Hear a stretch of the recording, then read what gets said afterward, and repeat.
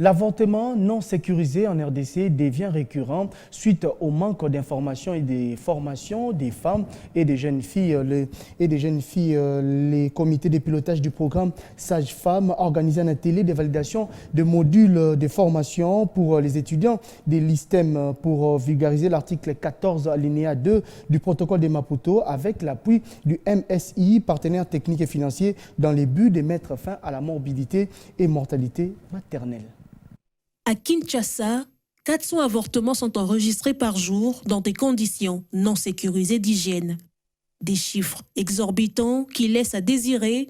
C'est dans ce contexte que les experts du comité de pilotage du programme Sage-Femmes ont invité les cadres du ministère de l'Enseignement supérieur et universitaire et les enseignants à cet atelier de validation du module de formation pour les étudiants sages-femmes de l'ISTEM sur l'article 14 alinéa 2 du protocole de Maputo. Ces experts ont présenté le module de formation élaboré sur les droits sexuels et santé reproductive, mais aussi les soins complets de l'avortement centré sur la femme en vue d'implémenter les bonnes pratiques chez la femme et la jeune fille. Après validation du module, la secrétaire générale académique de l'ISTEM se dit satisfaite de ce geste tant louable. Cette fois-ci, nous nous sommes concentrés sur une des causes, les causes dues aux avortements. Et nous voulons former suffisamment les professionnels en collaboration avec les utilisateurs des gens que nous allons former, donc le ministère de la Santé, pour que nous puissions parler le même langage.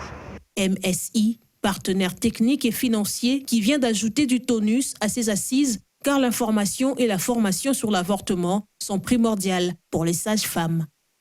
MSI, comme beaucoup d'autres partenaires d'ailleurs, travaille dans le sens d'appuyer les initiatives du gouvernement. Ce partenariat est un fait très important parce qu'il va dans le sens de l'enseignement, ce qui veut dire que les cadres qui vont sortir des instituts de formation auront déjà l'information par rapport aux cadres qui ont été formés avant.